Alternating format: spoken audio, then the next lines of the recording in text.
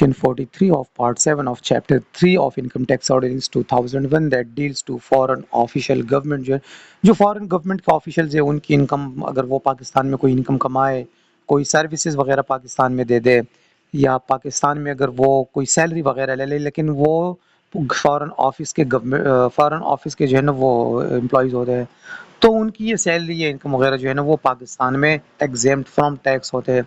वो जो foreign government के ऑफिशियल्स है, ये इस तरह नहीं कि वो जो प्राइवेट कंपनीज अगर प्राइवेट नहीं, जो फॉरेन गवर्नमेंट है उनके पाकिस्तान में ऑफिसेज होती हैं और वो एम्प्लॉयज़ उनके ऑफिशियल्स होते हैं। मैं ऑफिशियल्स की यहाँ पे बात करता हूँ।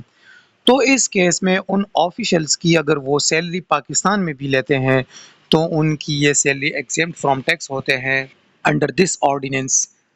लेकिन उनके कुछ शराइत होते हैं कि वो किन बेसिस पे उनकी सैलरी एग्जेम्प्ट फ्रॉम टैक्स होती है। सबसे पहली कंडीशन तो यहाँ पे इन्होंने ये रखी है कि वो जो फॉरेन कंट्री है उनका सिटीजन होगा।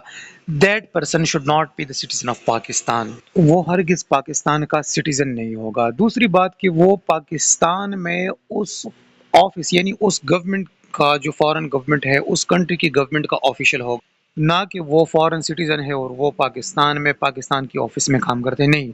वो फॉरेन कंट्री का सिटीजन भी होगा और फॉरेन कंट्री की गवर्नमेंट ऑफिशियल भी होगा। और सेकंड, उनको वहाँ पे भी अगर कोई सैलरी वगैरह पे इनका टैक्स है तो वहाँ पे भी एग्जेम्प्ट होगा। इसके बाद फिर ये नीचे सी में अगर हम देखें, इसको मैं हाईलाइट करूँ,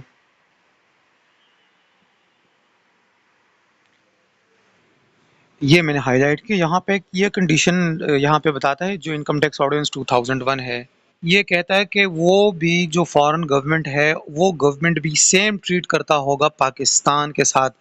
यानी जिस तरह के पाकिस्तान के वहाँ पे ऑफिशियल्स होते हैं तो उनके साथ भी अगर वो कंट्री इस तरह ट्रीट करे कि उनकी सैलरी जो पाकिस्तान के ऑफिशियल्स होते हैं फॉरेन कंट्रीज़ में उनकी सैलरी पे जो है ना वो टैक्स एग्जेम्पशन दे दे, तो तब पाकिस्तान जो है ना वो फॉरेन गवर्नमेंट ऑफिशियल्स के जो सैलरी इनकम है उनको एग्जेम्प्ट फ्रॉम टैक्स करेगा।